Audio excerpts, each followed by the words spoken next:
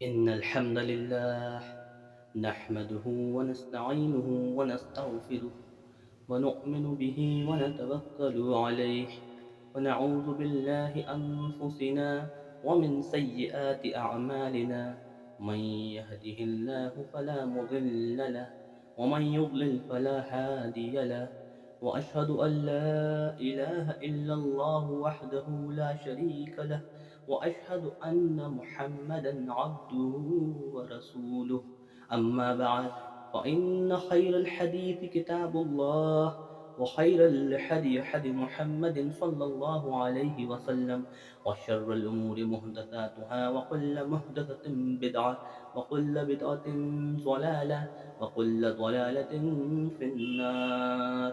فأعوذ بالله السميع العليم من الشيطان الرجيم. بسم الله الرحمن الرحيم. يا أيها الذين آمنوا اتقوا الله حق تقاته ولا تموتن إلا وأنتم مسلمون. يا أيها الناس اتقوا ربكم الذي خلقكم من نفس واحدة وخلق منها زوجها وبث منهما رجالا كثيرا ونساء واتقوا الله الذي تساءلون به والأرحام إن الله كان عليكم رقيبا. يا أيها الذين آمنوا اتقوا الله وقولوا قولا سديدا يصلح لكم أعمالكم ويغفر لكم ذنوبكم ومن يطع الله ورسوله فقد فاز فوزا عظيما. وقال الله تبارك وتعالى سورة النساء إن المنافقين في الدرك الأسفل من النار.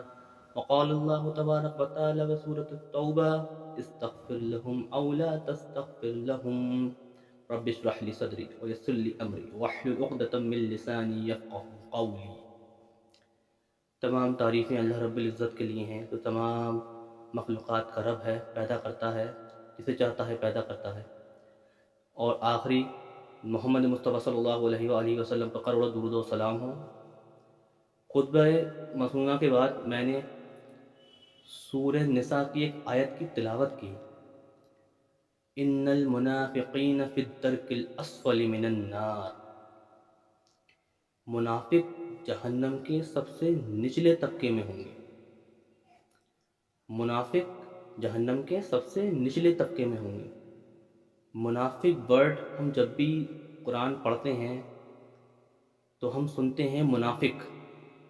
یہ منافق ورڈ کن لوگوں کے لیے آیا ہے؟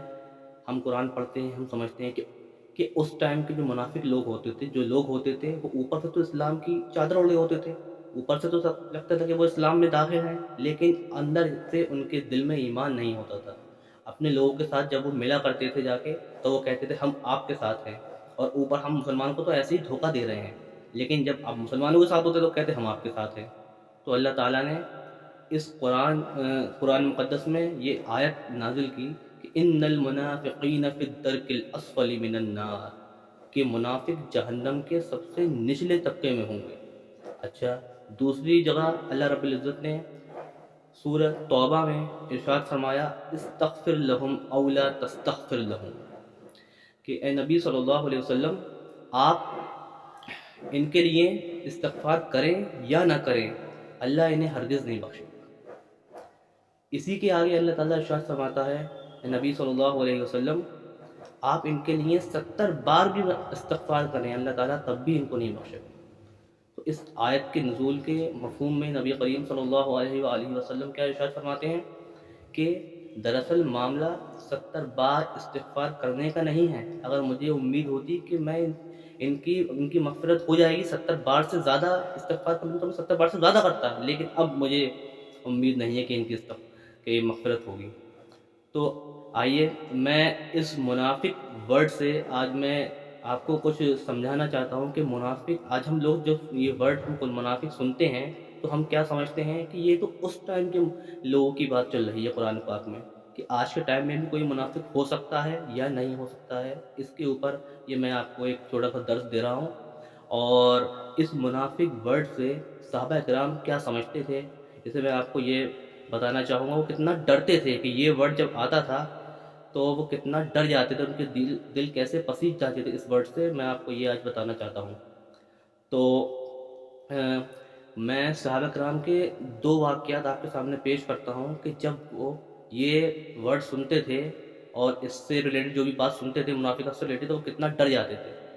تو ایک صحابی رسول ہے حضرت حنزلہ رضی اللہ تعالی عنہ۔ تو یہ ایک بار یہ اپنے گھر سے نکلے اور یہ کہتے ہوئے جا رہے ہیں حنزلہ تو منافق ہو گیا، حنزلہ تو منافق ہو گیا، جاتے ہوئے کہہ رہے ہیں یہ حنزلہ تو منافق ہو گیا۔ راستے میں ملتے ہیں حضرت ابوبکر صدیق رضی اللہ تعالی عنہ، تو یہ راستے میں ملتے ہیں ابوبکر صدیق پوچھتے ہیں حنزلہ کیا ہو گیا، کیوں کہہ رہے ہو کہ حنزلہ منافق ہو گیا؟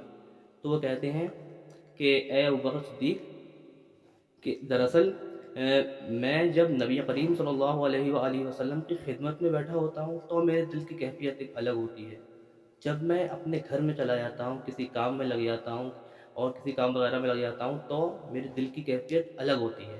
تو دراصل یہی تو نفاق ہے۔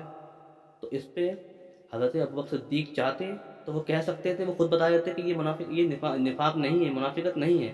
تو دراصل منافقت کیا ہے وہ آپ نے امت کو پوری احسان کیا کہ وہ چاہتے خود بتا دیتے، لیکن وہ خود بولے اے حنزلہ یہ خود میری بھی کیفیت ایسی ہی ہے۔ چلیے اس کا جواب نبی کریم صلی اللہ علیہ وآلہ وسلم کی خدمت میں جا کے ہی پوچھ لیتے ہیں۔ تو یہ صحابہ جاتے ہیں نبی کریم صلی اللہ علیہ وآلہ وسلم کی خدمت میں اور عرض کرتے ہیں یا رسول اللہ صلی اللہ علیہ وسلم، حضرت حنزلہ کہتے ہیں کہ میری کیفیت جب آپ کے سامنے جب میں بیٹھتا ہوں، آپ کے ساتھ جب بیٹھتا ہوں تو میرے دل کی کیفیت ایک الگ ہوتی ہے، لیکن جب میں باہر چلا جاتا ہوں، کسی کام میں لگ جاتا ہوں تو میرے دل کی کیفیت ایک الگ ہوتی ہے۔ تو اس پہ نبی کریم صلی اللہ علیہ وآلہ وسلم نے ارشاد فرمایا کہ یہ نفاق نہیں ہے۔ اور رہا معاملہ کہ جب تم میری صحبت میں بیٹھے ہوتے ہو، اگر یہ تمہاری کیفیت، اگر ایسی تمہاری کیفیت جو میری صحبت میں بیٹھ کر ہوتی ہے وہ ہمیشہ ہو جائے تو تمہارے بستروں پہ تم سے فرشتے تم سے مصافحہ کرنے کے لیے آئیں۔ تو دراصل اس واقعہ سے میں آپ کو یہ بتانا چاہتا ہوں کہ صحابہ کرام منافقت سے کتنا ڈرا کرتے تھے کہ حضرت حنزلہ نے منافقت سمجھی، وہ انہوں نے سمجھا کہ یہ منافقت تو نہیں ہے۔ چلیے دوسرا واقعہ میں آپ کے سامنے پیش کرتا ہوں، حضرت حذیفہ ابن یمان رضی اللہ تعالیٰ عنہ ایک صحابی ہیں۔ تو جنگ غزوہ تبوک سے لوٹتے پر نبی کریم صلی اللہ علیہ وسلم کچھ اصحاب کے ساتھ تشریف لے آ رہے تھے، تو آپ صلی اللہ علیہ وسلم کو ایک تنگ جگہ سے نکلنا تھا۔ تو اس تنگ جگہ سے نکلنے پہ کیا تھا، کچھ لوگوں نے رات کا وقت تھا، کچھ لوگوں نے منہ پہ ڈھاٹا باندھ کر وہ آئے تھے، انہوں نے نبی کریم صلی اللہ علیہ وسلم کو شہید کرنے کا ایک پلان بنایا۔ اور کیا کرا انہوں نے، ایک تنگ جگہ سے نکل رہے تھے تو انہوں نے رسول اللہ صلی اللہ علیہ وسلم کو شہید کرنے کے لیے حملہ کیا آگے سے۔ تو کچھ صحابہ پہلے آگے چل رہے تھے، انہوں نے ایسا اونٹوں کے کچھ ڈنڈے ونڈے ان کے پاس تھے، انہوں نے کچھ ایسے ڈنڈے ان کے اونٹوں کے سروں پہ مارے ہیں کہ اونٹ پیچھے ان کے سمیت لوٹ گئے تھے۔ تو اس مقام پر حضرت حذیفہ کو رسول اللہ صلی اللہ علیہ وسلم نے کچھ منافقوں کے نام بتا دیے تھے، سمجھ رہے ہیں آپ؟ رسول اللہ صلی اللہ علیہ وسلم نے حضرت حذیفہ ابن یمان کو کچھ ان منافقوں کے وہ نام بتا دیے تھے، وہ اصل میں منافق تھے۔ تو آپ نے ساتھ ہی کہہ دیا تھا اے حذیفہ ان منافق یہ منافق ہیں اور ان منافقوں کو میں نام تمہیں بتا رہا ہوں، تم کسی کو بتانا نہیں۔ تو حضرت حذیفہ ابن یمان رضی اللہ تعالیٰ عنہ کا نام پڑ گیا کہ حضور کا ایک راز جاننے والا۔ تو سب ان سے پوچھتے تھے، کوئی یہ بتاتے نہیں تھے، لیکن ایک بار دیکھیے حضرت عمر رضی اللہ تعالیٰ عنہ جیسی شخصیت، جب وہ آپ سے ایک بار کیا پوچھتے ہیں، کہتے ہیں کہ اے حذیفہ میں تمہیں اللہ کی قسم دے کے پوچھتا ہوں کہیں ان منافقوں میں حضور نے میرا نام تو نہیں بتایا تھا؟ اللہ اکبر! تو اس سے ہم غور کریں کہ حضرت عمر حضرت عمر فاروق رضی اللہ تعالیٰ عنہ جیسی شخصیت، وہ تک یہ سوچتے تھے کہ کہیں منافقت ہمارے اندر تو نہیں ہے، کہیں میرے اندر تو منافقت نہیں ہے، تو وہ اتنا ڈرتے تھے۔ چلیے دوسری میں آپ کو کچھ حدیث پاک سے منافقت کے بارے میں کچھ بتاتا ہوں۔ پہلی حدیث یہ متفق علیہ ہے کہ حضرت ابو ہریرہ رضی اللہ تعالیٰ عنہ حدیث کے راوی ہیں، روایت کرتے ہیں کہ نبی کریم صلی اللہ علیہ وسلم نے ارشاد فرمایا کہ جس میں یہ 3 خصلتیں پائی جائیں گی وہ منافق ہے۔ منافق کی 3 نشانی ہیں۔ نبی صلی اللہ علیہ وسلم نے ارشاد فرمایا منافق کی 3 نشانی ہے، کیا؟ جب بولے گا جھوٹ بولے گا، دوسری جب وعدہ کرے گا تو خلاف ورزی کرے گا اس کی، اور تیسری کیا بتائی نبی کریم صلی اللہ علیہ وسلم نے اس کی نشانی، کہ جب اس کے پاس کوئی امانت رکھوائی جائے گی تو وہ اس میں خیانت کرے گا۔ یہ بخاری مسلم دونوں کی متفقون علیہ روایت ہے۔ اس کے علاوہ صحیح مسلم میں اس میں کچھ ایکسٹرا ورڈس آئے ہیں، وہ کیا؟ وہ اس ورڈس پہ آپ غور کریے کہ کتنے خطرناک ورڈس آئے ہیں۔ کیا فرمایا نبی کریم صلی اللہ علیہ وسلم نے؟ مسلم شریف میں آیا ہے کہ حتیٰ کہ وہ شخص روزہ رکھتا ہو، یہ ایکسٹرا ہے، شروع کے تو وہی ہیں 3 منافق کی 4 نشانی آئی ہیں مسلم شریف میں۔ پہلی تو وہی کہ نبی کریم صلی اللہ علیہ وسلم نے فرمایا کہ جب بولے گا جھوٹ بولے گا، دوسری کہ جب وعدہ کرے گا خلاف ورزی کرے گا، اور تیسری جب اس کے پاس امانت رکھوائی جائے گی تو اس میں وہ خیانت کرے گا۔ اس کے ساتھ جو چوتھی جو مزید الفاظ آئے ہیں مسلم شریف میں وہ یہ ہیں کہ حتیٰ کہ وہ شخص نماز پڑھتا ہو، روزہ رکھتا ہو اور کہتا ہو کہ میں مسلمان ہوں۔ اللہ، اس سے غور کرنے والی بات ہے۔ ہم اپنے دلوں میں جھانکیں اور دیکھیں کہ کون ہے ایسا آج کے ٹائم میں جو جھوٹ نہیں بولتا ہو، وعدہ خلافی نہیں کرتا ہو، اور امانت جب رکھوائی جاتی ہے تو اس میں خیانت نہ کرتا ہو۔ غور کریں اپنے آپ۔ اس کے ساتھ ساتھ ایک اور روایت ہمیں ملتی ہے، جو ایک صحابی رسول ہے حضرت عبداللہ ابن عمر ابن العاص رضی اللہ تعالی عنہ۔ یہ حضرت عمر ابن العاص رضی اللہ تعالیٰ عنہ کے بیٹے ہیں۔ تو حضرت عبداللہ ابن عمر ابن العاص رضی اللہ تعالیٰ عنہ روایت کرتے ہیں کہ نبی کریم صلی اللہ علیہ وسلم نے ارشاد فرمایا کہ جس شخص میں یہ 4 نشانیاں ہوں گی وہ تو کٹر منافق ہے۔ اللہ اکبر، یہاں پہ کٹر کے الفاظ ہے، کٹر منافق ہے، جس میں نبی کریم صلی اللہ علیہ وسلم نے ارشاد فرمایا جس میں یہ 4 نشانیاں ہوں گی وہ کٹر منافق ہے۔ پہلا شخص کون؟